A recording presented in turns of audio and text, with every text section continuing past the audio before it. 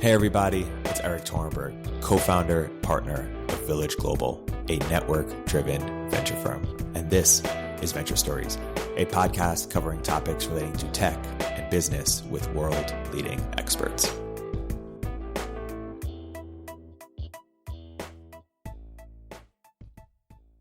Hey everybody, welcome to another episode of Venture Stories by Village Global. I'm here today with two very special guests, Rei Wang, co-founder of The Grand, formerly of CEO of Dorman Fund with First Round Capital, and Bailey Richardson, co-founder of People and Company and author of Get Together. Bailey, Rei, welcome to the podcast. Thanks so much for having us, Erik. Thanks for having us.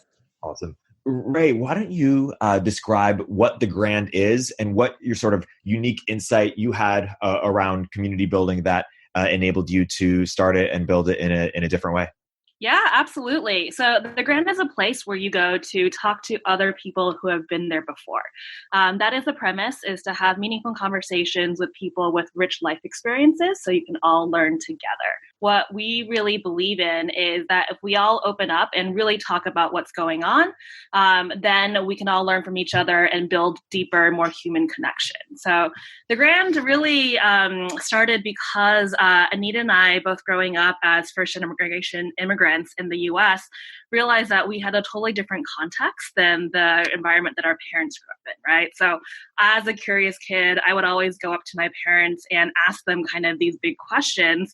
And they were so loving and supportive, but they weren't really able to kind of help me out with it because they've never been there before, right? So I'd be like, Mom and Dad, what's it like to date someone from a different race? And they were like, we don't know. We've never done that before.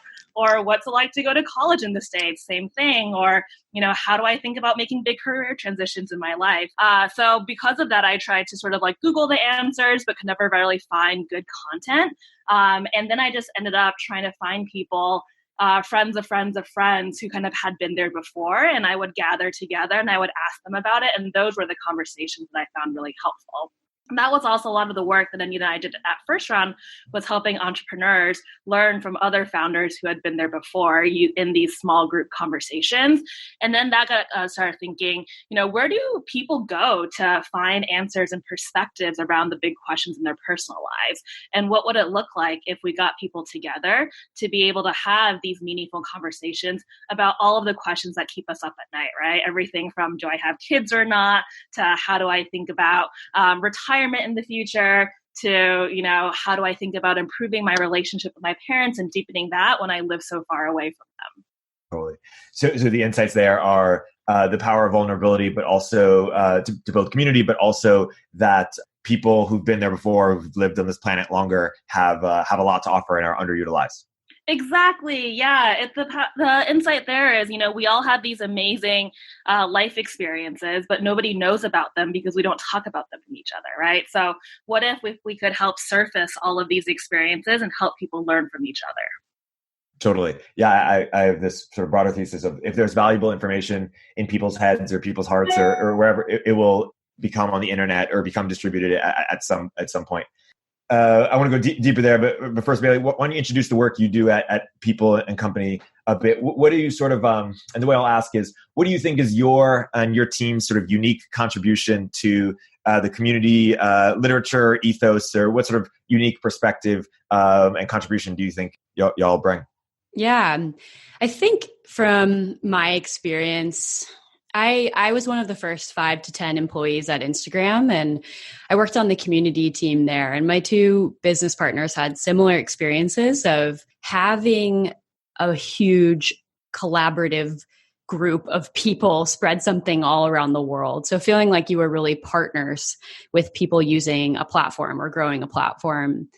And I remember at the time, Googling around online, trying to look for information from another organization that had been through something like what we were going through. And all I could find was like Harley Davidson from 1993 and like CrossFit. And I just felt like there was a lot of information out in the world about the why of community building, like why humans need each other, like why there's, what are the changes that are going on in our demographics and in our society that are affecting communities. But I really needed more how, like, tell me what's step one? What's step two? What questions should I be asking myself? What's the order of operations here? And so we've been doing tons of research over the last 3 years. We've been doing client work. We run a podcast, and we just published a book from all the things that we've learned of really the 9 steps of how to build a community, where you start, what you do next. And our big overarching thesis, which I think is not new, but perhaps just a framing of something that most people who have built a community already know, is a community is built with other people, not for them. And I get really excited about thinking about how that's possible now, because we have, frankly, the internet. The internet is a big, powerful tool. It does lots of good. It probably does lots of bad, but it allows people to take chapter-based organizations, to take event templates and repeat those all around the world. That is the piece that I think that we're really interested in, is just seeing how there can be these very localized, very personal experiences of something underneath an umbrella that's quite a lot larger. So seeing how people are building groups today with the internet and the ability to share resources across sort of these nodes in the network is something that I'm really, really interested in today's world. Totally. We at Product Hunt, we called it build in public. So definitely identify with. I love that. Yeah, with. Absolutely. And in your client work, what do you find is the most common thing that you work for, a type of client? Are you working with businesses who don't have communities to think about their community strategy, or how do you scope out your client work? Yeah, probably the wrong way, which is I want to use this skill set to try to solve as many strange problems as I possibly can. So the weirder and more diverse our client group is, the better. I mean, we've worked with like dog walkers. We've worked with VCs in Asia. We've worked with, big athletic brands. Like, I feel like we've kind of tried to do all sorts of different types of companies. But the number one thing that we see across the board, no matter who you are, is people just really lack a sense of clarity around how they're using the word community. Like, it's become sort of this euphemistic term for like all of our customers or our audience base. And people don't use it with specificity, which kind of takes away all of its power. So that piece of really defining who they're talking about is a piece that we work really hard on. And then just clarity around the steps that it takes to actually invest in one, and what this does do for your business and what it doesn't do for your business. So pretty much universally, I feel like people have this sense of, an organic grassroots enthusiastic community would be a great thing to have, but people don't seem to have a really clear sense of how to get there. And so that's what we really do, is we force people to more clarity, and then we coach them along the way as they're actually like executing the work. So we're sort of alongside them, tweaking different things that they're releasing and looking at how they've done. Yeah. Community is a term like love that has 50 different meanings and used in all these different contexts, and sometimes is for the sake of it itself, and sometimes is used in commercial ways and is, used in service of something else. So with that, I'm curious, how do we sort of, let's define maybe a few ways of thinking about community, and maybe it's easier to define and contrast to think like, what's the difference between a community and a network? Or when does a community become a network, or how should we think about, or another, like, what's the difference between a community and a cult? Just because you mentioned CrossFit earlier, how would you take a stab at that question? I can start with the cult one. I think that one's fairly straightforward. But you guys should call me out if I'm full of shit. From what I'm understanding, the definition of a cult is there's usually one extremely charismatic leader with some very strong visions. And from my point of view, one of the things that's the most interesting about a community model is we have so many hierarchical sort of pyramid structures in our society and how we work and how we interact. And I think a community is a fairly non-hierarchical structure when it's functioning, in my opinion, best. There's a lot of breaking up of roles and responsibility and an effective sort of distribution of contributions and participation. So I think that difference of there's not one godlike figure who is steering the entire ship, in my point of view, that's a very important difference between what I say is like really true, beautiful communities and cults. And I think a really cool thing that I've seen with all the people we've had on our podcast, some of which are running companies, some of whom are starting queer soup nights, there's a really neat tendency, I think, in our age group for people to think in a really radical way about leadership and about giving other people power and control and kind of not trying to just be the king of the castle. And I just feel like this sense of urgency within our age group to help make things be more distributed amongst the group. And I get really excited about that. So the cult question, I would, that's how I would answer it, but feel free to jump in and add any other flavor there. No, Ray, feel free to jump in. How do we think about communities versus networks? Of course, there's a lot of intersection and overlap, but how do we think about Totally.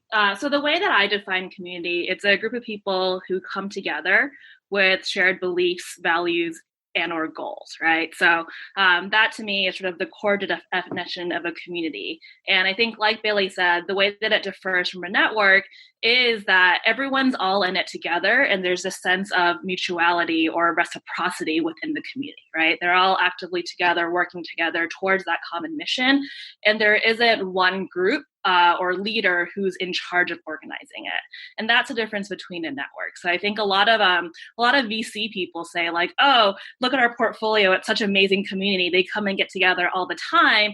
But in my mind, that's not really a true community, because usually it's still, someone on the VC firm's platform team who's hosting the dinners at the VC company's office or a retreat there, right? So there's still kind of one central node where that network gathers around. And without that person kind of manning the operations, it's likely that that portfolio wouldn't be coming together anymore. Whereas I think a true community is distributed and it functions without that one unit or that one leader, and it will still continue to thrive. So a better example of that is founder support groups that come together really actively, and maybe they meet up in people's homes or people's living rooms for these monthly conversations and talk about how they can all support each other, rather than the more formal definition of a network where it gathers in an office with an employee assigned to kind of really stoke that. Also, I wonder if a community has more of an identity tied to it than networks do. Networks seem more loose, weak tie, come in and out as you please, where communities seem more, commitment based, more, hey, I am a part of this, I identify as this, I share values. Does that resonate? Yeah, I define very similarly to you, Ray, what a community is. And we say they're people who keep coming together over what they care about. And I think there's something about like the emotional switch getting flicked on with a community that it's like you're stuck to that participation. It hits on something that's personal to you, something that you've gone through that's been difficult, some hobby that you're really into, but there's a sense of active participation that's, I think in a network, you can have more passive participation, or like you said, sort of like light connections between people. But yeah, I think the identity piece is tied to that sense of like, I care about this. Like this lights my fire and that like it's something that you believe is a part of who you are and why what makes you in the world often. Yeah. And let's talk about community in a business context, Bailey. So when I'm curious when it makes sense for businesses to think about adopting community versus not. Like you're a hedge fund, you don't need a community or like, when does it make sense? Hey, actually this isn't going to drive business metrics for you. Do something else. Yeah, I find that often I'm surprised by, I keep thinking, oh, there must be like a really, really clear line in terms of like what industry you're in that you should or shouldn't consider this. And then I keep thinking about Instant Pot, which is like a crock pot. And, I would never have guessed that there would be a community around a crockpot company based in Ottawa, but there's all these potheads who like share recipes with each other and knit sweaters for their crock pot. And so I sometimes like feel like I keep having to check myself that often if your business has something that you care about, the internet sort of reveals that like there might be other people who are also charged up on it. And so I do think that there's a couple of groups where I'm less more like this is the type of person who should do this. And I'm actually more on this is the type of person who should not do this, or type of organization, that should not do this. And for me, it really comes down to like, if you're the type of company that's really uncomfortable with giving up control, if you don't have that in your DNA, and if you don't trust your users or customers, you should not be investing in a community strategy. So for example, one of my friends works at Chanel. She read my book And she was like, yeah, it was really interesting. Chanel's not going to invest in a community. And I was like, yeah, I get that. The value of Chanel is distance. It's mystique. It's inaccessibility. They are not looking for people to come in and leave their fingerprints on Chanel. A platform company on the internet wants people to come in and participate and voice themselves and express themselves. Like Chanel does not want that. And so I think that is more like of the biggest piece. There are people that are reinventing the way that people can engage with, I think, almost any type of business or industry. But if you ultimately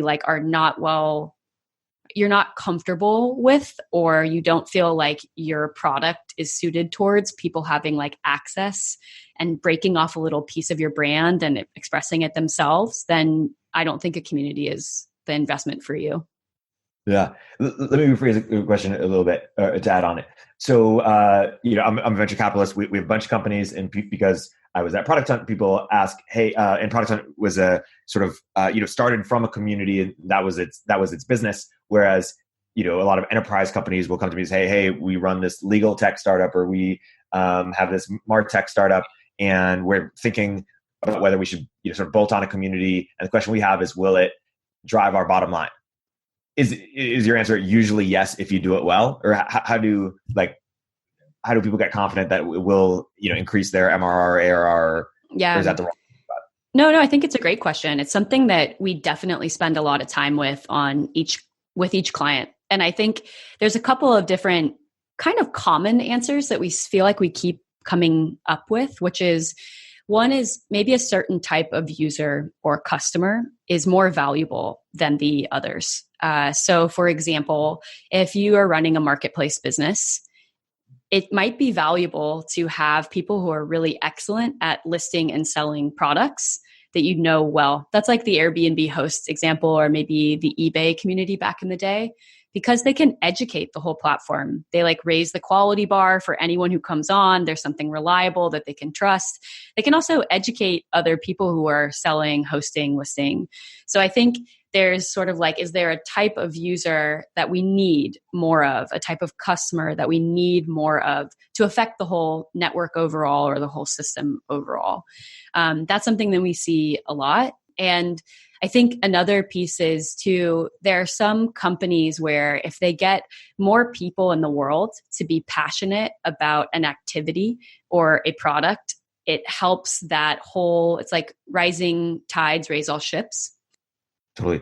Going back to community versus network for a second, we talk about LinkedIn as kind of a network. We wouldn't talk about it as a community, although maybe we talk about it having sub-communities that form naturally.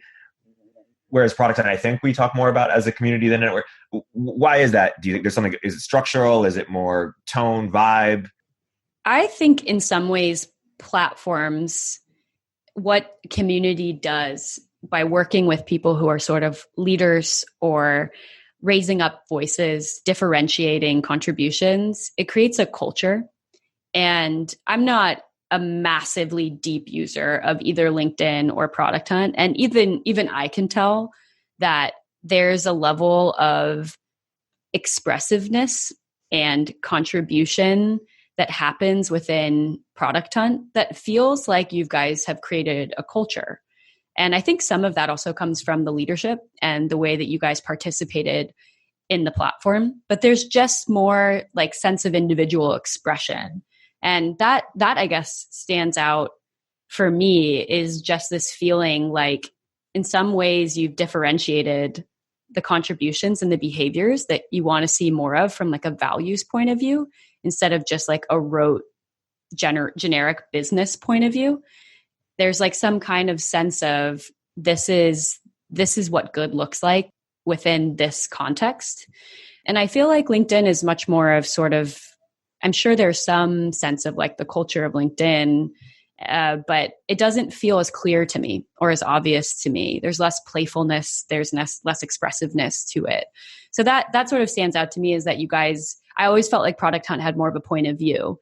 And in a weird way, some things that have a point of view somehow allow for their user base to be more expressive versus the opposite sometimes. So, I mean, that stands out to me, but I'm sure both of you have points of view around it that could go further than me as well.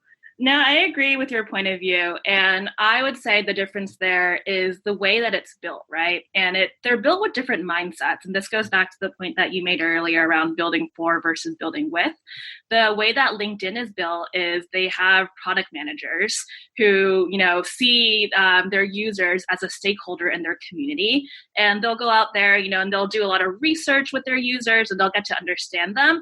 But at the end of the day, they see their users as someone that they're serving, and they are the ones who are working with engineers and designers to build and release the new features and releasing that and sharing it with their ultimate users. Whereas I think Product Hunt from the very beginning, you guys had this ethos of building in public. So it was really building with your community. And when it was early and just you and Ryan and Nathan and kind of all the scrappy people, you invited your community to come in and collaborate with you. And that has really contributed to the mindset and the growth of Product Hunt and what differentiates it from just being a network.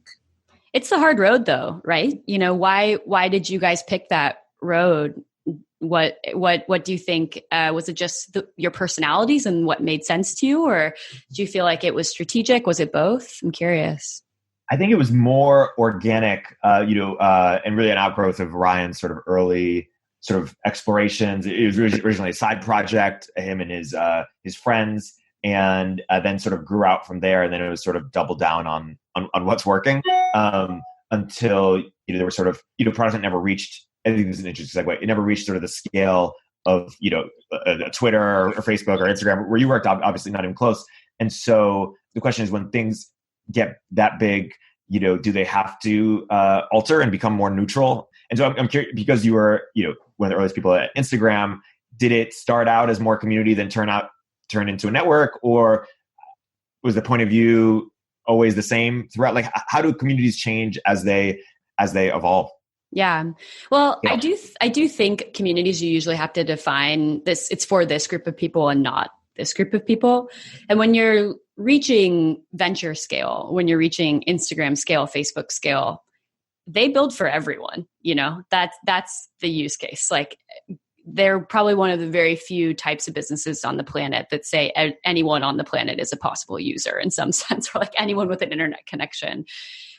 So I think when you get to that level of just trying to get literally every single person on the planet on your website, you do make, I think, trade-offs with what you stand for, or like if you want to have a certain type of culture. I think with Instagram, the way I describe it is, when I first started working there, it felt like going to like the Met Museum or something, where you would walk around and like see interesting things that you otherwise couldn't have seen.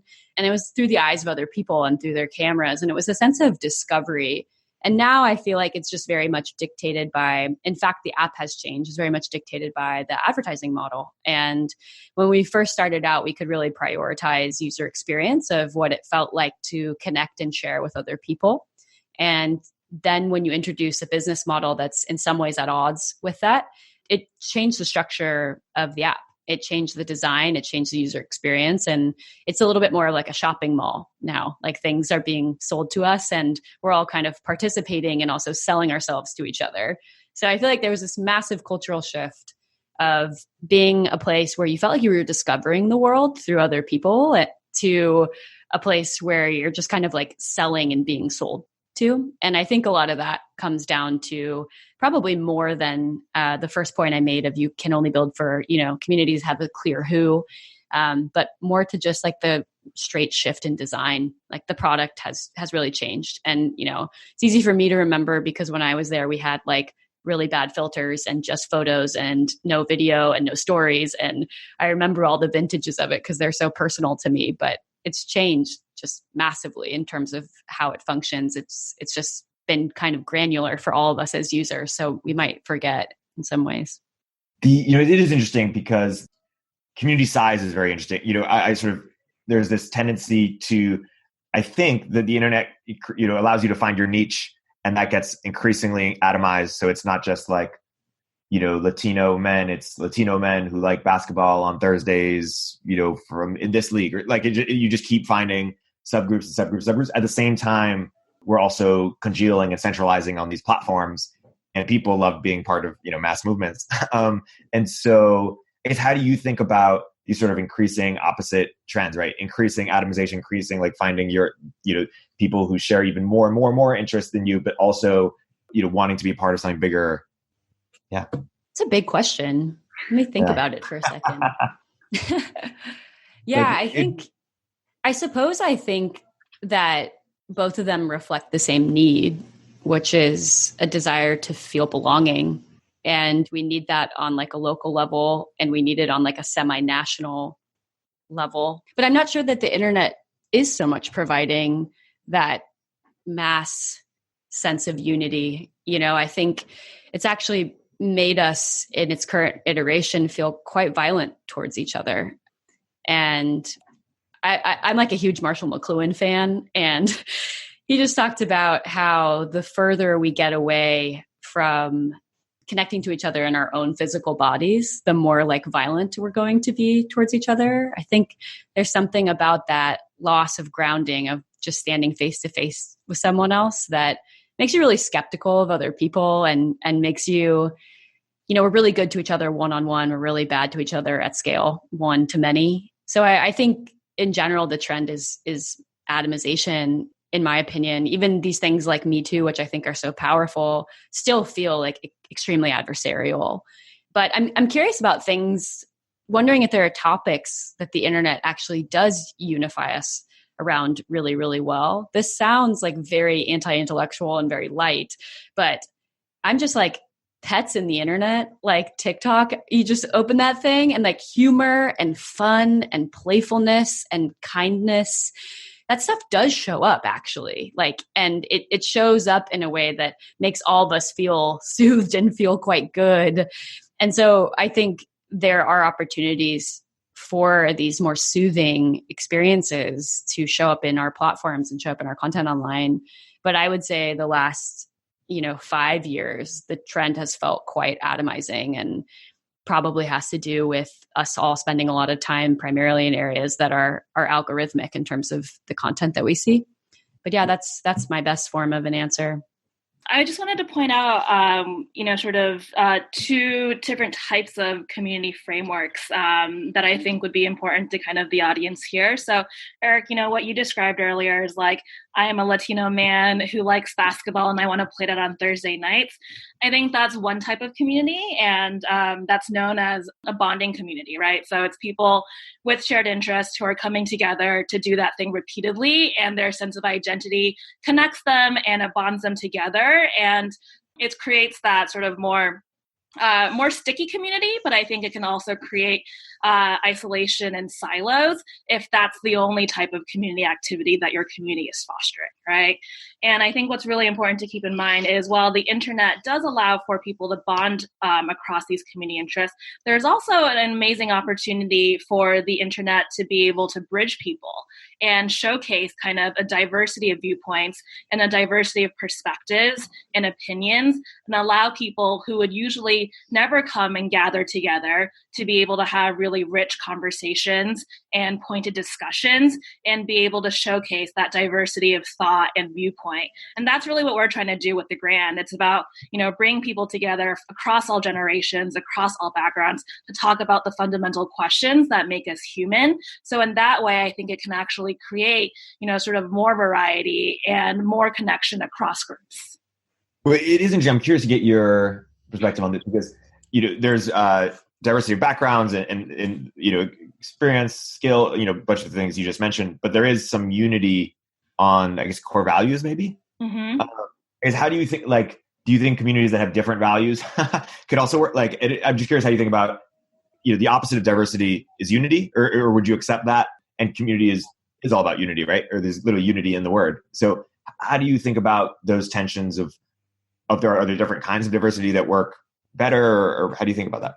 Yeah, so I think you can have different contexts and backgrounds, but your value is the same. So for us is, you might be of different ages, of races, and you might come from different places, but you're all energized by meaningful conversation, and you all want to learn through discussion, right? And that's what really unites everyone in the Grand together. And that's a core value. And we always introduce our 4 guiding principles to kind of set the ground for how people operate within a discussion. So regardless of where they come from, they realize, okay, this is the mode and these are the rules and these are the principles by which I'm going to abide by. And those are things like vulnerability is a superpower, and that we listen and we show up and we respect all these opinions, right? And that creates, I think, this fabric of a really constructive conversation rather than this is what I believe versus what you believe. It's more like we're sitting around the table together versus on different sides of the table. Yeah, so it is interesting. I mean, just to sort of close the loop on the big versus small thing. Like, if the interesting thing about our platforms, they don't have points of view, and some people consider that a positive. Like, if Zuck had a point of view, like you'd be calling him King Zuck. Like it would be cult figure in that definition, and that's what old mass communities were, right? Like religions, in sort of the technical definition we gave earlier. And so, it is interesting how there's this sort of tension in society right now of should these platforms have point of view, have editorial, have clear values, or should they sort of get out the way and say, hey, it should be more community, bottoms up, like you figure it out. Do you have a point of view on that? I guess I often think that I'm not sure one size should fit all for our social interactions. It doesn't seem to make sense to me that it's a winner take all game. And I think in reality, it's not. People aren't just using Facebook, they're communicating in a bunch of different ways.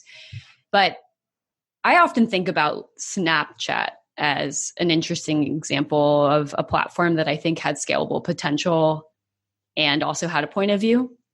I really felt like they brought a lot more editorial and humor. I mean, they were the ones that introduced these like stickers on people's faces and all of these things that I actually think were quite sort of like not utilitarian. Like Facebook was very utilitarian for a long time. We're the phone company. And I was always just very impressed by Snapchat's ability to kind of deliver on humor. I think in many ways they like offered humor to people. And that's a really foundational human need to connect to each other in a playful way. And they did it in an intimate way. And who knows, we're not living in the world where Snapchat is growing at the rate that it once was. But I think some of that has to do more with competition than it has to do with just quality of the product. So I tend to think that my bet is that the future will not look like our social platforms have no point of view. Every other industry that is most consumer facing products have values. They have points of view. They have ways of expressing themselves that kind of communicate who they are to the world. And I think Silicon Valley has had pretty mediocre efforts at branding and marketing itself for most of its history. And I think too, we're moving into this phase where the technology is easier and easier to build. And the distribution, I think, is getting harder. And a lot of technologists lean into this desire to create a wedge based on some offering that they have, some tool that they have. But that's not speaking the language of regular people.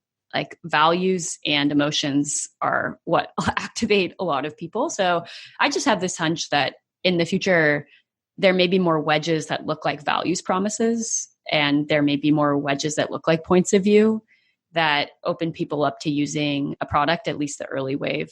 But I don't know. Yeah, I mean, I think still feels like I could be totally wrong here. But I do think there's a space for people having firmer values and more personality that resonates with people. And I think, Ray, I was thinking as you were speaking, one thing that I think connects people who are very diverse and very different in a community is a shared question that they want to answer or a shared action that they want to take. And I think what a technology product needs to do is like solve something that is really shared across a group of people. Like I think Instagram in the beginning was really about people being more creative, slightly more creative now that we all have cameras on us. And that was something that is an instinct that a lot of people have a kernel of inside of them. And I think continuing to solve for like those kind of core desires, needs, aspirations that people have, and being willing to have personality within that lane seems like a way that you can still bring lots of different people together if you just sort of like stand for the value that you're offering people. If that makes sense. Absolutely. That is what I think is the main challenge with Facebook right now is I don't think I can articulate what Facebook stands for. I don't think most people know. I don't know if Facebook can articulate what Facebook stands for. And I think that's why they're in a little bit of this mess right now. I think if Facebook was really clear when they first started, or even more recently, and said, Facebook stands for freedom of speech, and we are a place for people to gather and have conversations, and our number one tenet is freedom of speech, and that is what we're always going to uphold, then that makes sense, and it tells people how they can operate on Facebook and what that community means to them, right? But I think Facebook has been kind of wavering back and forth, and they keep on sort of publishing new guidelines and new principles and new statements and new letters in terms of what they're trying to do. And right now I think that just created a lot of confusion, and that's why they're this mess, because people don't know what Facebook is all about right now, and it seems like they keep on switching it up. So I think people are reacting and saying, this isn't the reason why I joined Facebook. This behavior seems out of character and not in line with my values anymore, which is why I think people are now deleting Facebook and not using it, and really calling attention to Mark and the team there to say, be clear about what this platform is all about and what this community stands for. Yeah, I think with Facebook, the thing that they actually stand for is they are the best product in modern history to connect businesses to people. Like, they have crushed that. They're absolutely dominant in that field. They never talk externally in that way, but that is the really true reality of what they're extremely good at and the value that they offer. It's just that they always talk about it as sort of, this other lane of we're just purely about social connections, but the whole business engine is driven by something else. And I actually kind of wish that they would just be more clear about that, like about what they're really, really good at and what the business model is, because the split of always trying to speak about this sort of like secondary piece, which ultimately doesn't feed their revenue, and like defending these things like in principle, when in reality, their business model all comes from connecting businesses to people, not people to people, creates this like really difficult tension. And everything that they say in the space of like a purely social value system they have doesn't have checks and balances within their business model. So I just am always sort of like, I wish guys would just be a little more frank, which is like, you're the best thing that's ever existed for connecting businesses of all sorts, small businesses, large businesses, whatever, to individuals. And like that to me is like the piece that feels like the thing they always actually just like avoid going out there with. And I get why, but it's the most honest thing they could say. Yeah. In a sense, there's, your business model is who you are. A lot of communities bond over sort of in-group, out-group dynamics, some sort of explicitly, against a certain thing or a certain behavior or a certain value, some, for a certain value, which sort of implies that they're, against a certain thing. So how do you have sort of the benefits of tribalism without the negativities of we're sort of in an increasing polarized world, which means probably the most communities that's ever happened that the internet has enabled. How do you think we get the good without the sort of outgrouping and sort of adversarial?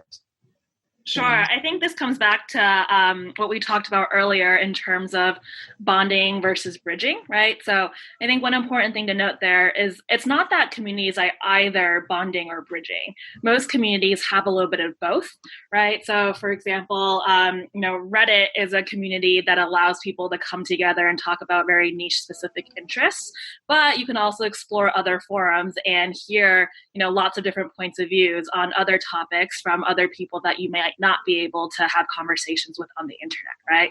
That's an example of how you do both. And I think it's really important to have, even if you're a bonding community, to have ways where you can connect your members to the outside world and be more outward looking and think about, why does your community show up and what's its relationship to the world? And how do you come together to talk about that, and not have it just be focused on, purely bonding community, and make it more about us versus everyone else, right? That's when I think really trouble strikes. Like, I think in the book, Bailey, you guys talk about the KKK as being a really great example of what a bonding community looks like. But because they have, nothing that bridges them to the outside world, it's become this terrible, very homogenous, very exclusive community that is only about promoting themselves and looking inwards rather than reflecting outwards. Yeah, I think exactly what you said, Rei. And also, this is one circumstance that I think really comes down to leadership. And I don't necessarily mean just one leader setting the tone. I think we've seen really effective groups who are really good at welcoming and encouraging diversity, who maybe have a couple different types of leaders, or people who have different skin colors, people who have different gender identities. And it's on the people at sort of that layer of leadership within a community to be, I think, pretty explicit about this stuff. It's not something that you can be passive about and like magically hope that we form diverse communities. I think it has to be called out and protected. And I think this space is something that I feel like also really excited about, to be totally honest. I think we're having open conversations about race, gender identity, like all of these things that in a way that I have never experienced in my lifetime. And it needs to be spoken about. It needs to be explicit in terms of who's invited, who you want there, what your hope is for the community, and needs to be talked about in an evolving way within the group. I think in some senses, communities are very like democratic spaces. And I mean that in the sense of like, you have to have the hard conversations. There's not one person designing everything and like, it's a seamless experience. As you go and as you change, you'll probably hear feedback if you're someone who started a group from people if they don't feel well represented or they don't feel welcome. And I think a commitment to a more collaborative way of building groups means that you're willing to have those conversations and willing to change and evolve as your group gets larger. But one of the groups that we talk about in our book is a non-tech example. It's like the very first story we tell about this run club that started up in Washington Heights, which is like 190th Street, like way up north of Central Park. And it's in a community where people don't run. Like there's not many public spaces, not many parks, and there's a lot of sort of fast food joints and lots of like unhealthy food and not a lot of spaces for people to be active. And this guy named Hector Espinal started running by himself every Monday and begged his friends to join him. And we just went back to Rue Crew a few months ago on their anniversary. They've been doing Rue Crew for 6 years. They've never missed a Monday. There were 200 people running through the street all together. And I mean, there were like 64-year-old Dominican grandmothers. There were, young, like female rappers, like the diversity in that space. I've never been in a place that diverse before. And it's really clear that everyone is welcome. And it is really clear that you could be a gentrifier in that neighborhood and they're welcoming you. And they make that so clear in the photos that they post. They make that so clear in their language. And they set the tone immediately when you show up. Anyone who shows up who's new, they walk up, someone shakes your hand, pats you on the back. So I think in some ways, the best thing we can do is be so clear that diversity is a point of pride and it's something that we protect and it's something that we are going to continue to commit to grow on. But these things have to be explicit and they have to be talked about. There's no sort of like simple solution for these. They're like beliefs, they're ideals that we all have to work towards and sort of fight our way towards. And it takes leadership in some senses to do that. Totally. I want to pick up on a different part of that story you just mentioned, which was length of communities. I sort of have this theory of conferences where conferences sort of like nightclubs where it starts with sort of a cool kid demographic. And then when everyone else comes, the cool kids go somewhere else. And it just keeps being this sort of Red Queen, like evolutionary sort of transition. And I'm curious how you think about sort of the length of communities and if it's natural for communities to say, hey, we achieved our we achieved our goals. We all got close to each other. And now it's time to define the next thing, or like what's sort of the natural evolution of communities, and should people retire communities, or is it always just keep going bigger? Yeah. One of the people that we interviewed for the book is this girl named Carly Ayers, who's an amazing designer, like went to RISD, is like on the board of AIGA. She's like super young, she's crushing it. And she started this Slack group called Hundreds Under 100 for a bunch of designers. And I was talking to Carly about this Slack group, and she had this great quote that was like, I think everything should radically change every 3 years. And like, I'll probably shut this down in 3 years. And it's still up. And I was like, why is it still up? And I think it's because she's like allowed for it to radically change. Like she's trying to completely give ownership of the group up to somebody else. Like it's being reborn and rebirthed. I think the problem is when someone decides this is the format, this is the structure, this is what we do, and they hold the death grip on it. And this happens like even one of my friends who goes to church here in New York was saying like a pastor was just holding this death grip on this church, and the church really need to grow and evolve and have new energy and have new spirit. And the best way to do that is like to let leadership rotate, let things change, like let the structures change, and kind of allow for these, I think, radical changes to happen every once in a while when you feel like something is static. So I feel like quite strongly that it's really important to like check in and possibly like kind of blow things up every once in a while and have like a radical moment of being like, is this still serving us?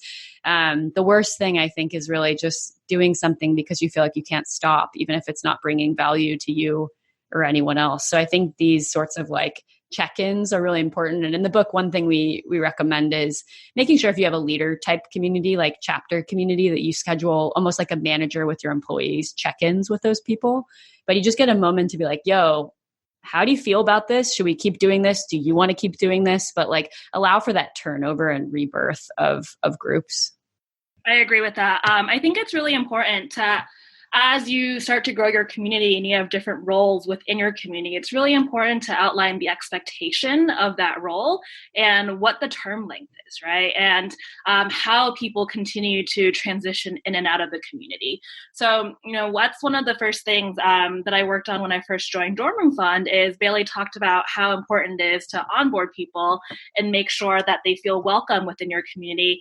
And I think it's also just as important to kind of offboard people well and transition people sort of seamlessly out of the community or into a different role, right? So one thing that didn't exist really at Dorm Room Fund when I first joined is there was no offboarding. Once a student graduated from university, it wasn't clear who was now in charge of working with the companies that they had invested in or maintaining the relationships that they had built on campus, and who was now responsible for sort of carrying that torch forward. So the very first thing there is we carved out a new role, which is a Dorm Room Fund alumni. So you transition from being an active student partner the minute that you graduate to becoming an alumni, and all of your companies are transitioned and all of the relationships that you have are transitioned. And then it gives this people sort of this way of also saying like, my time with this community has now transitioned to a different place and I still want to be involved, but it's no longer 20 hours a week every single week, right? I can now participate 2 hours a month and be able to mentor this new generation of leaders and help support them in the type of movement and community that they want to build. Bailey, you mentioned chapter-based communities. Are there different shorthand frameworks for the different ways in which communities evolve or the way that you classify them? Yeah. I think I often think about chapter-based communities as things that meet regularly physically. And I think this could be like a meetup as well. So, Duolingo has 2,000 meetups happening every single month, and Twitch has like tons of meetups happening. But there's sort of like you join a group near you. And I think in digital spaces, the geographic component is not quite as relevant and it can be blown apart. Sometimes it makes sense to be in a group near you, but sometimes it makes sense to be connected to a group based on an interest. And there are like different models of community building, like snowflake models and all these different things. But I think physically, I'm really curious about the ability to build something that is very local, but has power and potency because you thread it across the country. And I think there's sort of a new age for being able to do that. There's some like traditional historic chapter-based organizations that like one that's not that old that we have in our book is the Surfrider Foundation, which is sort of like the Sierra Club, but it's focused on protecting the beaches and oceans and also just like clean water. And they started in Malibu, California, and were just protecting that beach. And then people asked them up and down the coastline of California to come help them with different legal fights. And eventually they're like, you know what, we can't do this all ourselves. We just need to teach other people how to do this work.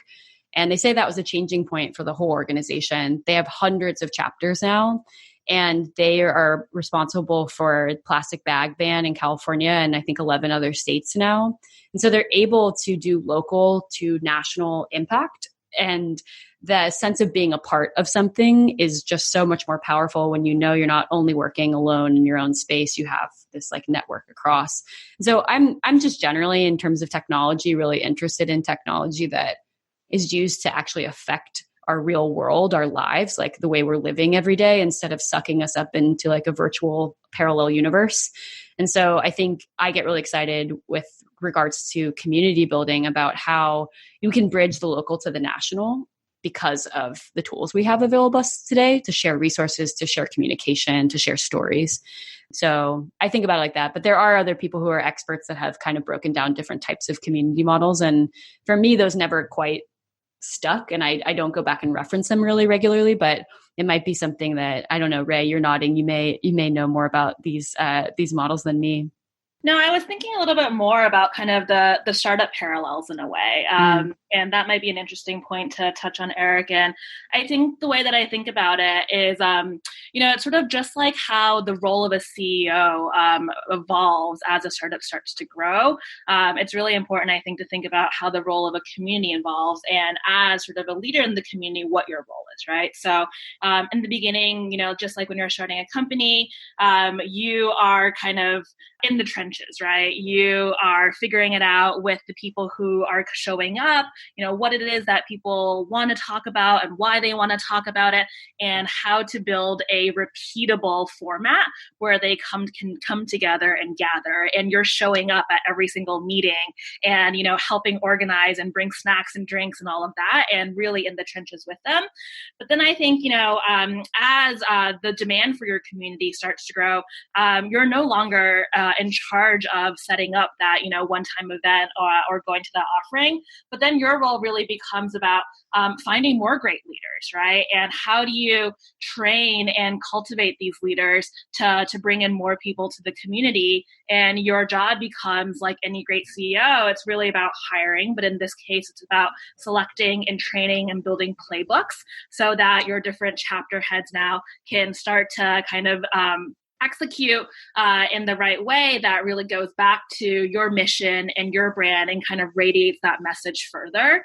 And then, once your community has grown to millions of people, then the most effective thing that you can do as a leader is to really kind of shine the spotlight and highlight the individual people who are leading within your community, help them get a platform to be able to share that story and share what they're doing broadly with all of the other members. So I think it is important to keep in mind that a community isn't static, but it's dynamic and it's continuing evolving, and that there's different sort of phases and waves as you go through being a community leader. Totally. I want to ask a question that's sort of at the core of the tensions, trade-offs, and opportunities as we think about building communities and building big businesses with communities. So one angle of question could be sort of the difference for you, Ray, between building community at Dorm Room Fund and First Round versus the Grand, where one is sort of bolted on or somewhat secondary to business model, and Grand is more primary, although actually it could be secondary to this sort of database of wisdom that you're accumulating. I'm not sure how you think about making the Grand venture scalable, because that's what you were doing. And not just you, there's a whole host of sort of these membership-based, community businesses that are trying to be, VC backable and venture scale outcomes. How do you think about that, Ray?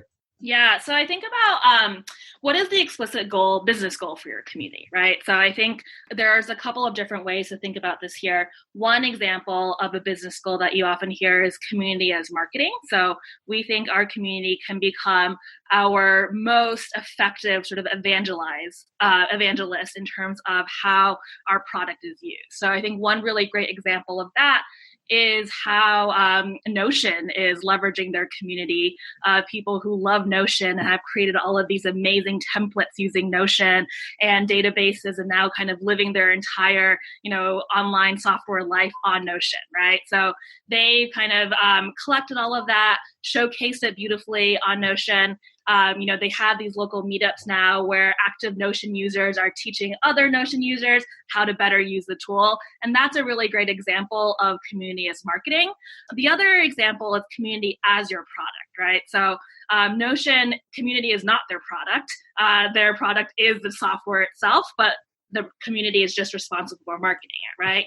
Community as your product, I think, there's different examples of that. And for the brand, community is our product, right? It is core to that. It's not just about, people telling other people about the brand and spreading the message, but what we are relying on is brand guides, who are people who have lived through an experience, sharing their stories and using that to spark a conversation amongst the group.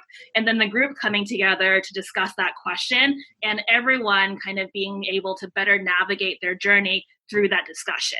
So in that case, community is imperative to our business. Without, all of these people coming together to have all of these conversations in real life, we wouldn't have anything, because that is our entire product. So that is crucial to our bottom line. And because of that, we invest a lot more time, energy, and resources to really, kind of stoking our community, sparking conversation, and making sure that everyone in our community is welcomed, has all of the tools and resources that they need in order to be able to have these conversations with each other. Totally. But to get deeper in sort of the annoying VC question, Ray, put your VC hat on. In the last, have there been sort of community as product unicorns? There's been sort of meetup and sort of enabling technologies, and that's awesome. But you saw and they're building all these sort of Soho House for X, or how do those things get massive? Yeah. So I think there are starting to be some venture-backable companies in the community space. I think So Far Sounds is a really good example of that. They just raised a big seed round from Union Square Ventures, but they've been around for 7 years, and it started off very grassroots level, where it was a couple of friends in the UK who invited bands come over to play in their living room. Right. And people started showing up for these intimate concerts and saying, hey, this is really cool. I want to bring this model to my city. And then they started to create sort of all of these local chapters, like Bailey was mentioning, and more people could apply to be showcased and more people could apply to be hosts. And then they kind of grew this community of people who are all passionate about music and who all want to come together regularly to have these really unique experiences. Right. They didn't intend for it to be a venture-backable company from the beginning, but they were able to bring together tens of thousands of people for all of these transformative concert experiences. And now they're taking that model and deploying it, I think, to 120 countries all around the world now. And so you're starting to see what that at scale really looks like. Right. And so you don't have data network effects, but hey, Reddit doesn't have data network effects, and that's venture backable. And so these are just sort of in-person Reddits or like at the scale of Reddit, but in person basically. And you build a subscription business or an ads business on top of that, or? Yeah, it's in person, but it's also a seamless online-offline bridge, right? So for So Far Sounds, you can go to the concert and that's in person, but then the next day they also post the video online and you can rewatch that or share it with your friends or, talk to the musicians there and have that conversation online, right? So it's not just purely offline versus online. And same thing with the Grand is, I think what really differentiates us in the unique experience is that these conversations happen in the real world, but after you go to a Grand session, you can continue still talking about these topics with the entire Grand community, continue learning about them. We have guided reflections and prompts and ways to help you centralize all of the learnings and remind you of the key insights and remind you of the people that you want to continue talking to. So that way you're reinvesting in the community. Totally. And how do you think about the trade-offs of, as you think about your own scale, am I going to be subscribe to Grand events, or am I going to, remember Glossier, you start community and then wedge something else, right? Or am I going to, be so dedicated about the Grand that I'm going to then, buy merch or buy something else that the Grand sells? How do you think about that? Yeah. So for us, again, community is our product, right? So it's really about bringing these people together over and over and over again for meaningful conversation. So that sense of identity, and I'm a person who's energized by meaningful conversations, is really crucial to us. That repeatable behavior is probably going to lead us to more of a membership model where we invite people to come back for conversations over and over and over again. And then from there, I think it's about allowing our community to gather in even more immersive experiences. So it starts with that 2-hour conversation you have with a group of people probing a certain question, but it could end up being, a 2-week retreat that you go on to Okinawa, Japan, to study how moais have affected the communities there and building your tribe while learning about, how the Okinawans have found community to increase their health and longevity. Yeah. Really, it goes to your earlier point about, your business model is who you are. Yeah, absolutely. I mean, I want to just jump in and say, I think both of you guys have a ton more perspective on VC than I do. So I'm a little reticent to say too much, but I see no evidence that community equates to hyper growth. And I do think there's a tension in there. I think that their relationships take time for people to build, and they're quite personal, nuanced things. And when you need to scale aggressively, I think there's a tension in really honoring some of the small decisions that go into making sure that there's really deep personal value for a subset of users. So I do think that I don't want to say that, every venture-backed company should invest in a community model. I do think what we see traditionally is businesses focus on the user experience. And in that period where they're able to do that, they do possibly solve a problem, create value for a group of people that really, really need that value. And it unlocks an outpouring of, people willing to raise their hands and help that company go on their journey. I think there's a tension then when the throttle gets pushed down to really aggressively grow anything. And I think there are some examples. So far as one, I think I'm really, Weight Watchers isn't a venture-backed company, but the history of Weight Watchers to me is fascinating. They started in 1961 in Queens. A housewife whose husband was a bus driver, found a diet through basically New York State that really worked for her. She hosts a meeting in her apartment with 6 other people. Within a few weeks, she had 40 to 60 people coming, carrying their own chairs into her apartment, and eventually just started charging $2 and running a space. Within 6 years, they were in 35 countries, and within 7 years, they went public in the 60s.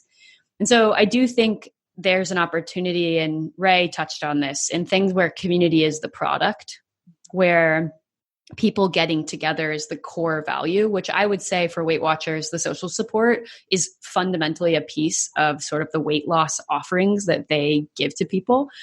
But I think there are other things where you may be building a platform or a tool or a technology, and you have growth pressures that equate more closely to mass marketing or growth marketing tactics to reach than just sticking only with the community model. And I think when you have both of those things playing at the same time, they can affect each other.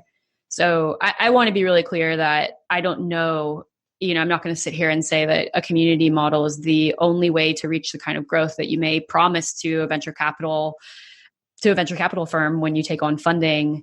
I do think over and over again, though, we have seen it as an important seedbed for any, in particular, platform-based company, where the vitality and aliveness of the platform affects whether or not more people are going to show up. The quality of the content on the platform is going to affect whether or not people will stay around. I think that's where a really passionate group of early users can really make a difference in whether or not you can go anywhere. So yeah, I just want to make that point that this is, in my opinion, not a hyper-growth tactic, but it may be the thing that just gets your fire going, period. And something that you shouldn't minimize, especially in certain stages of growing your business or launching a new initiative. I was going to say, I think that's a really important point. And, I've seen a couple of pitches when I was investing where people would say, oh, I want to build, a community business. And for me, community isn't a category of business. And I would never describe, the Grand like that or Weight Watchers like that. When I talk about the Grand is a knowledge sharing business. That's our business, and community is our product and how people come together to knowledge share, if that makes sense, right? So just like Weight Watchers, it's a health and fitness business. Community is their product and the way that their social support groups come together to help people achieve that end goal. So I would never classify community as a category of business or an industry in a way, but rather think about it as a framework that you can use to help organically grow and help achieve your business goals. No, I love that. And one doesn't have to have hyper growth in order to be, hyper big business. Reddit, I think, grew linearly for like a decade, a decade plus, and is one of the biggest sites on the internet. Sort of in closing, I want to end with two sort of questions, different, but I want to get them out because I want to respect your time here. So first is there anything unique about measuring, KPIs for how healthy the community is, or how well the community is doing, different than measuring, other traditional social networks, retention, engagement, NPS? If not, that's okay. I just wanted to ask there. And then two, this is sort of the bigger question. I recently read The Sovereign Individual. The basic thesis of that book is that the real TLDR is that in the next 100 years, we're going to turn from citizens of governments to customers of governments, and governments will compete for our business, so to speak. And so if that happens, this sort of natural community question, I'm curious, you're talking about local, global, are we likely to, this is sort of a human nature question too, are we likely to form thousands of Israels and Singapores and Hong Kongs based on different, interest groups, backgrounds, et cetera, whatever, et cetera? Or are we likely to form one big giant, empire? And it's interesting. I mean, Reddit is an interesting example there because, people do identify as a Redditor, that it is a community, and yet it is also a community of subcommunities. So I'm a Redditor, and that means something, even though 300 million people are on it. But then it's also, I'm part of this. And so maybe there's some hybrid there, but I've been stewing on that question, and I'm curious how you sort of community experts might think about that. Two very different questions. Yeah, I can answer the first question first, and then maybe Bailey, we can do that and then come back to the second question. Great deal. So I think in terms of KPIs, one metric that's really important for us, and I think is really important in any type of community where community is the product, and where you are pursuing a more decentralized kind of chapter-based model, is how many members can you convert to become leaders? So every single Grand session that we have, that's led by a Grand guide, right? So someone who starts the conversation by sharing their story. And in order for our business to work, we need lots and lots and lots of Grand guides to be willing to share their story to spark the conversation. So something that we ask after every single session is, would you like to be a Grand guide? Or who else from this group would you like to nominate to be a Grand guide? And we really track that metric. And we track how many people from each session can we convert to becoming Grand guides, because if we can do that well, what that gives us then is a self-perpetuating supply and an ever-growing community. So I'd say that is one important metric to keep in mind if you are building a business where community is your product. I love that. I will say also an obvious answer, which you already said, please don't say, but I think retention is just huge. Communities, Ray and I both have the same part of our definition, which is groups of people who keep showing up. Just people over-index on acquiring new people. And I just want to make sure that I hit so hard on, if you don't have something that people want to keep coming back to, you do not have a community. So always start with retention. And I agree with what Ray said. I love the way you put it, Ray. Just to ground that maybe in another example, at Instagram, I ran the suggested user list and picked it by hand for probably about 2 years. And our strategy in that was to kind of put people, when you signed up for Instagram, everyone saw the suggested user list as a new user. And so we wanted to put people up on a podium who could sort of show people what was possible on Instagram. Or there were often people that we wanted to either grow a region or grow a vertical.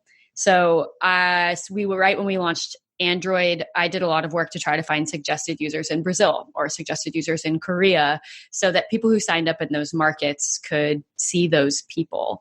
And we would actually count like how many suggested users did we have in these markets, or how many people did we write about. So we also would do that for fashion later on down the line and verticals we wanted to grow.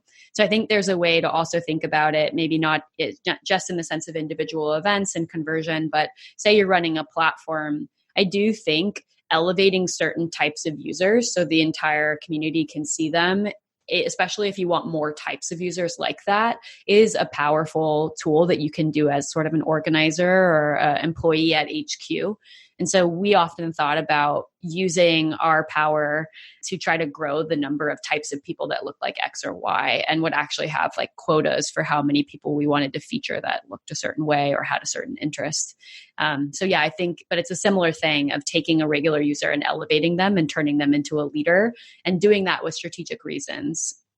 Totally. So now that I've strategically given you time to stall on that bigger question, how might one of you respond?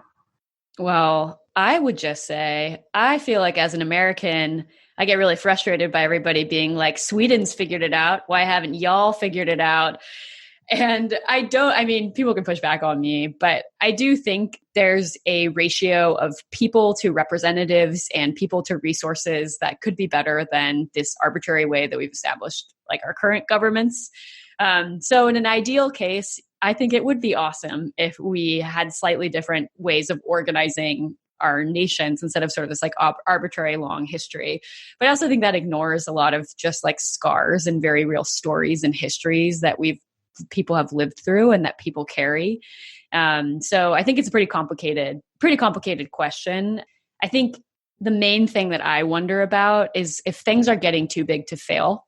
That might be a silly question, but the strength of nations now in terms of like military capacity, surveillance, things like that, to go way outside of the community realm of this conversation seems like extremely significant. I think my bigger thought in that question is, do we have the capacity to change these systems and structures? Does people power play there? And in second, do you guys see nation states and religions as communities, because they are what people have formed identities around more than anything else, right? I think that for me, there are people who participate in a nation or participate in a religion in a passive way. And I think we all know those kinds of people. And then there are people who are active, engaged citizens. And there are people who are active churchgoers or active in some form of a religious entity. And for me, I would call in particular the religious groups where people are actively engaged religions. But I think this is one of the tensions. I think in America, we have a problem of, almost 50% of our country doesn't vote. And that to me is, it's a pretty large amount of people who are passively related to the nation state in that sense. So I think I would say like the people that do participate, it may be a community for them, but I think we're seeing tons of people passively associate to those ways of structuring our groups. Yeah, I would say for me, I think it depends on the religion. So, I do think religions are a group of people with shared values and belief systems, right? But to the point that we talked about earlier, what's the difference between a cult versus a community? I think oftentimes religions are organized in more of that pyramid framework. And, it's either the Catholic Church and the Vatican and the Pope are at the top and everyone else kind of follows those rules.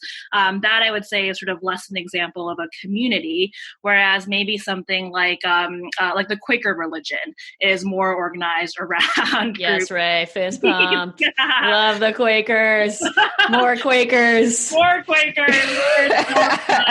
collaborative, less hierarchical. Yes, more Quakers. MOAR. Yeah, I love that. Yeah, I was just thinking too, I went to this anti-fascism conference in Vienna this past May, and there was a woman there from the Pirate Party from Iceland. And it's this new form of political party that started, I actually think not in Iceland, but it's spread to a couple of different countries. And it's extremely internet-y. So they have these sort of like randomized constituents meetings where people show up and like get clustered into groups and talk about an issue. And there's a lot of like online discussion that happens within the members of this party. And I would just like love to see more experimenting there, right? But for some reason, this is like this too big to fail thing. People just seem to like not experiment in these spaces, or be like prohibited from doing that. But maybe we just, need to talk about it more in this way and think about it a little bit more to push and prod at whether or not these things are actually working for us. This has been a fantastic episode. My guests have been Rei Wang and Bailey Richardson. For those listening who want to go deeper, where can you point them for people to learn more about the Grand Rei, and then Bailey to learn more about the book and your company? Join us at thegrand.world. If you are in San Francisco Bay Area, we invite you to come out and experience our grand session for yourself, and we'll be launching soon in more regions and more markets. Groovy. I just want to say you two are smart cookies. I had a lot of fun talking to y'all. Y'all really know your stuff. And if you guys want to read our book, you can find it at gettogetherbook.com. If you want to holler at us, People and Company, chit chat over email, you can go to peopleand.company. That's a .company, not .com. Bailey, Rei, thank you so much for coming on the podcast. Thanks for having us. Much.